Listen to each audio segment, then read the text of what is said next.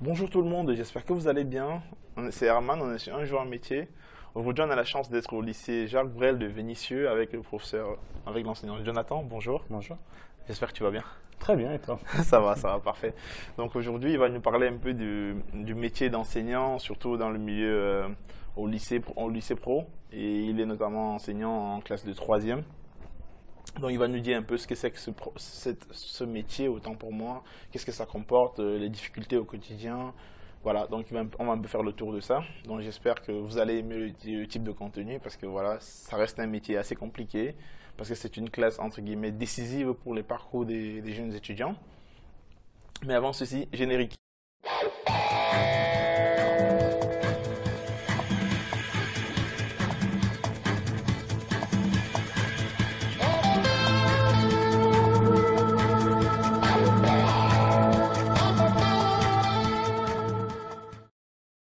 Donc bonjour Jonathan. Bonjour. Ça fait combien de temps que tu travailles ici? Ça fait maintenant 4 ans, enfin j'attaque ma 4e année au sein du lycée Jacques Brel. D'accord. Ah oui, 4 ans, ok. Et pourquoi l'enseignement en fait? Bonne question. Ça n'a pas été un choix évident. D'accord, ça s'est construit au fur et à mesure de mon parcours scolaire en fait. Et c'est vraiment à l'université sur la fin que j'ai décidé d'enseigner. D'accord. Et comment tu as sûr que tu voulais enseigner? Enfin, je veux dire, comment tu as fait ce choix? En sortant de l'université, tu aurais pu choisir un autre métier? Bonne question. Bah, alors du coup, c'est vrai que quand on fait des études d'histoire, on n'a pas non plus, il faut être honnête, hein, on n'a pas non plus un choix immense, hein. On peut travailler dans le patrimoine, on peut travailler dans le patrimoine en se spécialisant, mais c'est une filière qui est relativement bouchée. Et puis je me voyais bien transmettre en fait les connaissances que j'avais accumulées pendant mes études. J'ai commencé comme contractuel et ça m'a plu, donc j'ai décidé de passer le concours. Et ensuite, je suis devenu enseignant. Ah d'accord, ok. Donc Mais je m'interdis pas de changer de métier dans quelques années, hein. d'accord. Ok, je vois un peu. Et aujourd'hui, c'est quoi réellement être enseignant en fait? Aujourd'hui, comme hier en fait, sauf qu'on a des problématiques qui sont plus les mêmes. On a des effectifs plus nombreux, on a des classes un petit peu plus difficiles, et il faut jongler en fait avec ces deux éléments. D'accord. Et c'est quoi, je veux dire, aujourd'hui, non, on va commencer plutôt il y a 4 ans justement. Quelle a été la première difficulté quand tu as commencé à enseigner? Alors j'enseigne il y a bien avant, mais la première difficulté, j'ai pas personnellement eu de difficulté. C'est-à-dire que le contact avec le public, parce qu'on est quasiment en scène en fait, hein, on est en scène, on est en représentation. Contact avec le public, j'ai toujours eu ce contact facile. J'avais travaillé dans le commerce auparavant, donc j'ai jamais eu de problème avec le contact avec les jeunes. La difficulté après, c'est de trouver les bonnes séquences pédagogiques qui fonctionnent avec les élèves. Voilà. Puis il y a d'autres difficultés, c'est plutôt la relation qu'on peut avoir avec ses collègues, avec son chef d'établissement, avec l'environnement. D'accord, donc c'est une mini-entreprise entre guillemets. Oui, on pourrait dire ça comme ça. Ouais. D'accord. Et pourquoi la troisième? Alors quand je suis arrivé sur l'établissement, je voulais être professeur principal. On m'a demandé si je voulais être professeur principal, j'ai accepté. Et il y avait effectivement un poste vacant de professeur principal dès le 3e prépa métier. Enfin, qui s'appelait à l'époque 3e prépa pro. Donc j'ai accepté et puis depuis, donc en réalité, voilà, c'est parce qu'il y avait une ouverture à ce moment, à cet endroit-là précisément. Exactement. D'accord. Et c'est un métier que tu aimes bien? Ah oui, moi j'adore enseigner. Moi je suis passionné par mon métier. Tous les matins, je me suis jamais levé une seule fois avec la boule au ventre. Je viens, je suis content de venir au travail. Alors je rentre, je suis fatigué, comme tout le monde, mais je suis vraiment content de venir au travail. Pour l'instant, j'ai pas de... C'est rare ça. Alors c'est rare. Au jour de nos jours, je veux dire, c'est rare les gens qui disent qu'ils se lèvent le matin en étant super contents d'aller au boulot.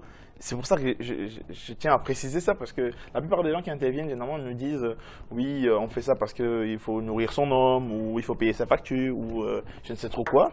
Mais là, quelqu'un qui se lève le matin en étant tout content, ben, c'est finalement le but en tout cas c'est le but de la chaîne en fait, d'amener les gens vers les choses pour lesquelles ils seront super contents de se lever le matin. Donc rien que le fait d'entendre ça, quelque part, ça me ravit de voir que quelqu'un a vraiment trouvé ça beau. Je suis pas seul, je suis loin d'être seul. D'accord. Et du coup, à 14 ans, il se pourrait qu'en France, par exemple, à 14 ans, c'est un peu dissipé en cours, c'est un peu compliqué parfois. Les gens, étant donné que la troisième est une classe décisive, comment est-ce que tu arrives à gérer finalement le fait que la troisième soit décisive, que les enfants ne sachent pas également ce qu'ils veulent faire? Comment tu arrives à organiser en fait cette double difficulté finalement?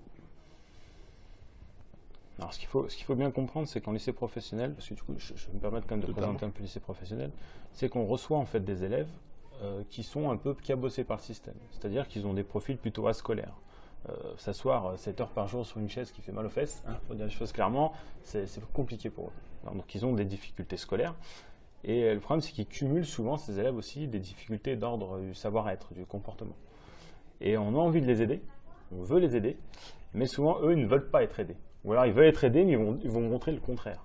D'où l'intervention tout à l'heure en classe, on a l'impression qu'il n'y a pas d'échange. Si, ils sont contents d'être là, des fois, ils sont contents de travailler avec toi, mais ils vont, par leur comportement, te montrer tout le contraire.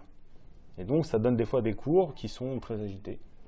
Il faut réussir à donc articuler à la fois la gestion de classe, qu'on appelle dans le milieu du professeur, et puis le pédagogique, transmettre des connaissances, des compétences. Et ça, c'est quand même de plus en plus difficile. D'accord. C'est pas un peu dur d'être prof quand même?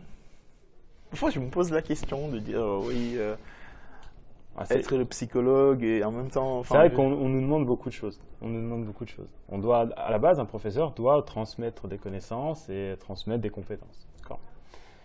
Sauf que la plupart de nos élèves, et c'est pas une critique, c'est comme ça, totalement. C'est un fait. La plupart de nos élèves, ils n'ont pas spécialement envie de s'asseoir et d'apprendre des compétences et des connaissances. Certains, oui, certains élèves sont très curieux, ils ont ça en eux, donc ça pose pas de problème, et d'autres ne l'ont pas. Donc en fait, on est toujours sans arrêt avec des résistances. En fait, il y a une résistance en face de nous, et on doit essayer de passer outre cette résistance et leur donner envie d'apprendre, en fait. D'accord. Et il y a aussi une histoire qu'on raconte toujours de dire que ceux qui vont vers des métiers des lycées pro, c'est peut-être ceux qui sont les moins intelligents de l'école. Est-ce que c'est vrai ça? Moins intelligent, non. Je ne pense pas que ce soit une question d'intelligence, mais disons qu'on envoie traditionnellement au lycée professionnel des élèves qui effectivement ont des difficultés avec l'institution école. C'est-à-dire que, comme je le disais tout à l'heure, qui ont du mal à rester assis pendant 7 heures et écouter un prof parler. Et donc, on se dit, bon, ils vont peut-être mieux s'épanouir dans le milieu professionnel. Donc, plus vite ils quittent le système scolaire avec un diplôme, mieux c'est pour eux. Donc, on les envoie souvent au lycée professionnel. Il faut aussi dire qu'en troisième prépa métier, on reçoit aussi des élèves qui arrivent, mais ils ne savent même pas pourquoi ils sont là. C'est-à-dire que, alors je ne jette pas la pierre à mes collègues, c'est le système qui est comme ça, c'est la massification du système scolaire. On a effectivement des collèges qui, des fois, se débarrassent d'une certaine manière d'éléments qui sont problématiques en quatrième. Donc nous, on reçoit 24 élèves en troisième prépa métier qui ont des difficultés scolaires et des difficultés en termes de comportement. Donc on cumule tout un tas de problèmes. Et c'est justement avec ce cumul de problèmes qu'on a des difficultés des fois à travers l'orientation avec les élèves. Parce que pour travailler concrètement l'orientation, pour vraiment faire un travail précis, personnalisé, parce que ce qu'on nous demande maintenant, c'est de faire du travail personnalisé. Il faut prendre le temps de connaître l'élève, il faut le temps d'établir une relation de confiance. Mais avec une classe qui est des fois bruyante, compliquée, très compliquée, c'est pas forcément facile de le faire. D'accord. Et du coup, c'est quoi la place de l'enseignant finalement dans un schéma d'orientation pour des enfants? Alors ça, si j'ai pas encore la réponse, j'ai adopté une attitude. Alors est-ce qu'elle fonctionne? Je ne sais pas. Mes collègues probablement une autre attitude. C'est que si on est trop dirigiste, c'est-à-dire si on prend l'élève, on lui dit il faut que tu fasses ça, ça, on peut aller au casse-pipe dans le sens où l'élève va aller dans une filière qui ne lui correspond pas. Mais à l'inverse, si on ne prend pas en main l'orientation de l'élève, ça peut être l'effet contraire. C'est-à-dire que ça peut être la famille qui va envoyer l'élève dans une mauvaise filière. Bon, j'ai des cas d'élèves qui ne voulaient pas du tout aller en coiffure. Les parents disent « tu seras coiffeur ». Le gamin, il vous regarde avec des yeux de détresse en orientation concertée, il dit « non, s'il te plaît, non, il ne faut pas que ma mère m'envoie en coiffure ». Donc c'est ça, il faut à la fois être pas trop présent, dans le sens où il faut laisser l'élève choisir, mais il faut être capable de lui dire clairement « là, écoute, là, tu ne peux pas y aller. Tu ne peux pas y aller, tu n'as pas les notes, ça ne va pas fonctionner. Ça, je ne te vois pas trop dans cette filière, vérifie si c'est bien ça. » Enfin, voilà, faut être présent, mais pas trop présent. D'accord. Et justement, ça tombe bien que tu parles des parents. Et est-ce que les parents ont un rôle important dans le parcours d'orientation? Alors oui, ils ont un rôle important, dans le sens où, de toute façon, c'est leur enfant, donc il faut bien qu'ils soient acteurs. Maintenant, c'est jamais facile. C'est jamais facile parce que les parents, comme tout le monde, on est tous traversés par des représentations dans la société sur tel ou tel métier. Ils souhaitent des choses pour leur enfant qui, des fois, ne sont pas en phase avec la réalité ou qui ne sont pas du tout en phase, en fait, avec ce que veut l'élève. Donc nous, on doit à la fois s'adresser à l'élève, mais aussi souvent s'adresser aux parents. Puis, de toute façon, c'est difficile de répondre de façon générale, parce qu'il y a des parents qui vont être très... voilà. Donc leurs enfants vont dire, tu vas faire ci, ça, ils n'ont même pas le droit de choisir. Donc là, on est là pour dire aux parents, attendez, c'est quand même l'orientation de votre enfant, c'est quand même lui qui doit parler. Puis des fois, c'est l'inverse, on a dit. On peut avoir des parents démissionnaires.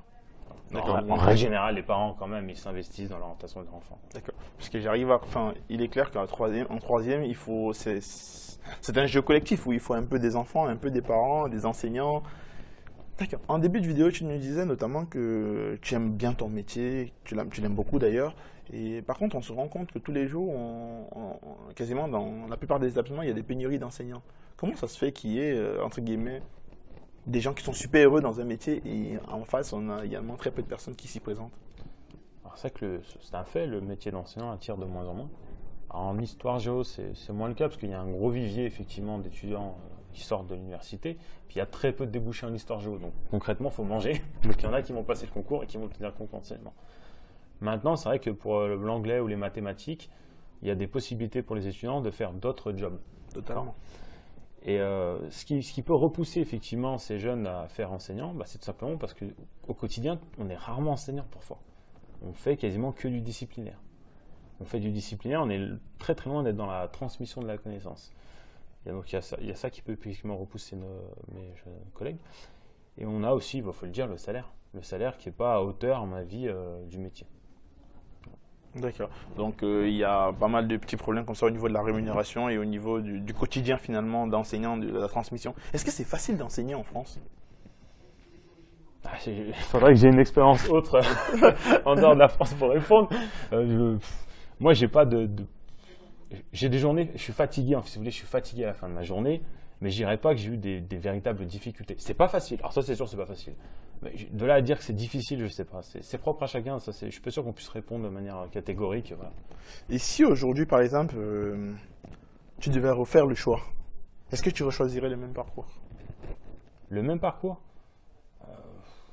Vous dire, au niveau de l'université. Prenons le scénario qu'aujourd'hui tu sors de ton bac.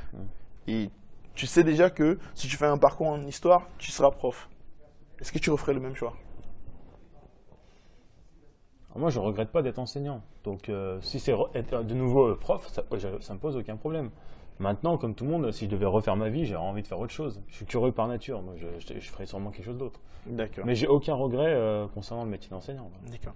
Et il y a, qu'est-ce que tu penses du fait qu'aujourd'hui, on est capable, par exemple, de se servir de YouTube pour avoir des compétences ou des formations en ligne ou encore des outils comme Zoom et bien d'autres pour de la formation. Est-ce que tu penses que demain, la formation en présentiel tend à disparaître ou pas? Ou du moins à diminuer énormément?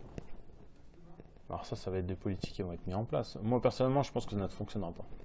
Moi, je crois qu'on a besoin de présentiel. Je vois pas, quand je vois mes élèves au quotidien, je vois pas comment c'est possible de faire du distanciel. D'ailleurs, là, on est dans une époque bien particulière où on a effectivement créé du distanciel. Enfin, c'est la situation, le contexte qui nous oblige à faire du distanciel. Ça ne fonctionne pas, en tout cas, dans nos établissements. Nos élèves, non, faire cours à distance, c'est pas possible. D'accord. Et c'est quoi l'avenir du métier d'enseignant?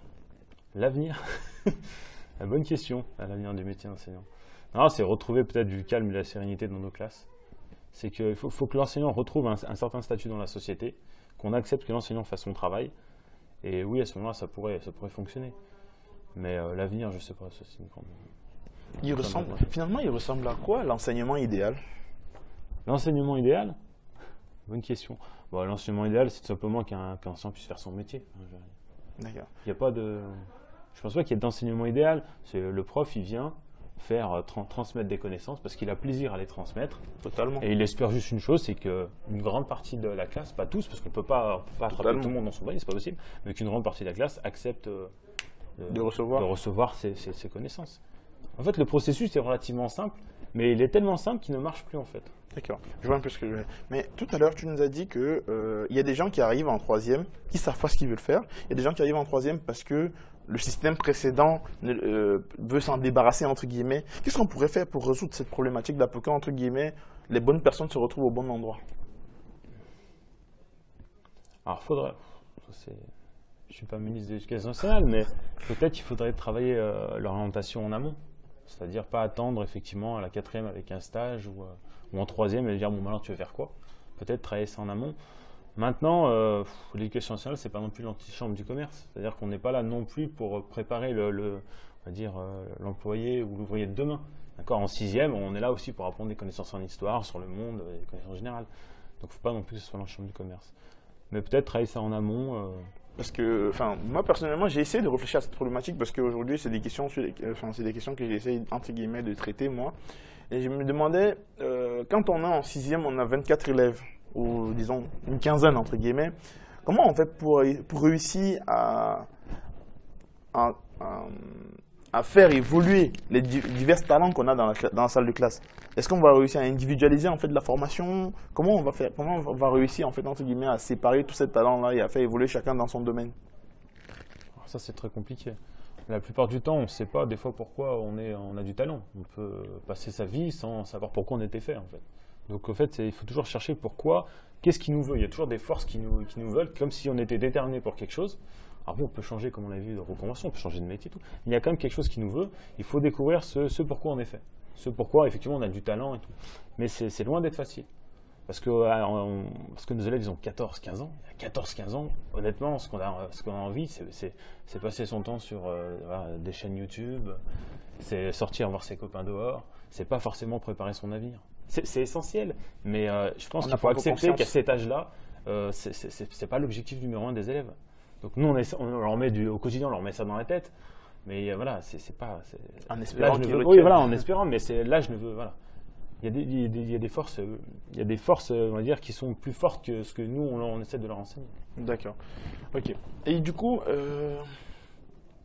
comment vous vous imaginez dans 10 ans? Dans 10 ans bah, j'espère que le sourire est... Non, mais Je veux dire professionnellement. Toujours enseignant? Ah oui, oui, principal. actuellement, non, actuellement, je me vois pas arrêter le métier d'enseignant. Pour l'instant, j'ai pas l'impression d'avoir fait le tour. Donc, est-ce que je passerai le concours pour être chef d'établissement? Moi, c'est pas dans mon optique, dans le sens où moi, j'aime le contact avec le public. J'aime la relation avec les élèves. Je pense que si je n'avais pas été enseignant, j'aurais pu très bien travailler dans un centre aéré ou être gérer de l'humain. Moi, gérer de l'humain, j'aime ça. Donc, être chef d'établissement, c'est un autre métier. D'accord. Ça n'a plus rien à voir. D'accord. Et que direz-vous aux gens qui aimeraient devenir enseignants, par exemple? Et donc, il faut bien réfléchir avant de me lancer dans l'enseignement. Non, moi, j'ai commencé comme contractuel. Donc, avant de passer un concours, vous pouvez très bien être contractuel. Il y a de plus en plus de contractuels, malheureusement, dans l'éducation nationale. Donc, vous pouvez très bien y faire comme on peut être intérimaire. Hein. Donc, vous avez un contrat d'1 an, 2 ans. Si ça fonctionne bien, si vous sentez que le métier, ça vous plaît, vous passez le concours. Parce que le risque aussi, il faut dire ce qu'il y a, le risque, c'est si vous passez le concours sans être sûr d'être enseignant, après, quand vous êtes pris dans la machine, vous avez un crédit sur le dos, vous avez des enfants à nourrir, vous avez une vie. C'est pas si facile que ça de quitter le milieu de l'enseignement. Voilà. Vous avez aussi le système des vacances qui est des fois aussi bénéfique. Hein. Donc vous pouvez aussi ne pas quitter votre... Vous n'avez pas de passerelle finalement qui permettent à l'enseignant de retourner. Il y a plein d'enseignants qui le font, hein, mais globalement c'est difficile pour un enseignant de se reconvertir. On parlait de reconversion professionnelle, ça existe, mais c'est très difficile. D'accord. Donc c'est entre guillemets, c'est quand même un métier fermé, il faut le dire. C'est un métier très fermé et c'est un métier qui n'est pas forcément valorisé par la société, enfin de nos jours, et on aura du mal à dire, par exemple, quelles sont les compétences d'un enseignant. C'est-à-dire que pour tout un tas de métiers, je ne sais pas moi, un mécanicien, il est capable de dire à peu près ses compétences. Il peut savoir si elles sont transversales ou pas pour un autre métier. Totalement. Enseignant, c'est plus difficile. D'ailleurs, vous dites, si vous sur votre CV, vous dites je suis prof, je ne suis pas sûr qu'un chef d'entreprise se dise ah super, il est prof, il doit avoir telle ou telle compétence. J'en suis pas sûr. Il faudrait leur demander, du coup, je ne peux pas répondre à leur place. Hein. D'accord. On gère de l'humain quand même, c'est une compétence, gérer de l'humain. Mais ça reste aussi des élèves, des jeunes. Donc est-ce que c'est possible que cette compétence de gestion effectivement de groupe soit transversale et qu'on puisse la réutiliser dans une autre branche? Je ne sais pas. Est-ce que vous pouvez conseiller à quelqu'un de devenir enseignante maintenant que vous êtes dedans? Oh oui, clairement. Moi, si la personne, si elle veut uniquement faire de la transmission de connaissances, je veux dire, écoute, actuellement, c'est plus possible. Actuellement, tu fais le gendarme, comme on dit, pendant des fois 3 quarts d'heure de cours. Ça peut arriver avec certaines classes. Tu peux sortir de tes journées, tu es complètement crevé, sans avoir eu l'impression d'avoir enseigné. Parce que c'est ça la chose. Si une journée de travail, une journée qui est fatigante, ça gêne personne. Si tu as aimé ton métier, tu es fatigué, tu sais pourquoi tu as travaillé, tu sais pourquoi tu es fatigué, et tu as récupéré un peu d'énergie positive dans ce travail. Mais si effectivement tu sors de ta journée, tu es complètement crevé, tu n'as pas l'impression d'avoir été enseignant, effectivement c'est dur. Donc je dirais effectivement... Il faut prendre en compte. Voilà, il faut prendre en compte ça. Donc il ne faut pas venir avec des étoiles dans les yeux en se disant on va transmettre toutes les connaissances à l'université, j'ai adoré toutes ces connaissances parce que j'étais curieux, parce que j'avais envie d'apprendre, j'avais soif de connaissances. Et les élèves ils vont être comme ça. Non, les élèves qu'on a en face de nous, ils n'ont pas spécialement envie d'apprendre. Ou pas forcément les choses que nous on a aimées. Donc c'est là. Faut pas, voilà, la réalité du terrain, c'est beaucoup de disciplinaire, de la gestion de groupe, et on n'a pas forcément le temps de développer ce qu'on faisait à l'université. D'accord. Sur des choses très basiques. Ok. Et en conclusion, comme ça, qu'est-ce que vous pouvez dire, entre guillemets, de bien qui pourrait attirer du monde dans l'écosystème d'enseignement? Bonne question. Je suis peut-être pas le. Après, c'est tellement personnel en fait. Totalement. Faut aimer les relations. Moi, j'aime les jeunes. J'aime les jeunes, donc travailler avec des jeunes, j'aime ça. Et j'aime les connaissances, donc j'aime les transmettre. Donc je pense que les deux se marient bien. Ça ne me dérange pas de faire d'autorité. Je sais faire d'autorité avec mes élèves. Voilà, quand il faut, j'essaie d'être juste. Donc ça fonctionne. Mais c'est propre à chacun. De toute façon, c'est un des rares métiers peut-être, tant qu'on n'a pas été enseignant, on ne peut pas savoir ce que c'est. D'ailleurs, quand je discute avec plein d'amis qui ne sont pas enseignants, qui souvent ressortent les caricatures, oh, t'as les vacances, c'est tranquille, tout ça, en fait, ils ne se rendent pas compte ce que c'est d'être. Alors toi, tu le fais, du coup, tu vois les interventions. Oui. Mais ce que c'est d'être 1 heure, voire 18 ou 20 heures par semaine, devant un public qui résiste. C'est épuisant. C'est épuisant. Donc ça, c'est difficile à. On ne peut pas faire. Alors bien sûr, maintenant, dans les formations, il y a des sortes de stages. Avant d'être enseignant, on a fait un stage, totalement. On a vu l'inspecteur. Mais c'est difficile de se rendre compte vraiment ce que c'est. Et pourtant, on est tous rentrés dans une salle de classe parce qu'on a tous été élèves. Mais lorsqu'on franchit la barrière, et qu'on est lorsqu'on passe de l'autre côté, ça n'a rien à voir. Ça n'a rien à voir du tout. Ok. Donc, merci encore une fois de plus d'avoir disponible ton temps. Merci à toi. Merci pour mes élèves. D'accord. Donc, merci à vous également d'avoir regardé. J'espère que vous êtes restés jusqu'à la fin. Bon, c'était Herman sur Un jour un métier et à bientôt. Ciao, ciao. Merci, au revoir.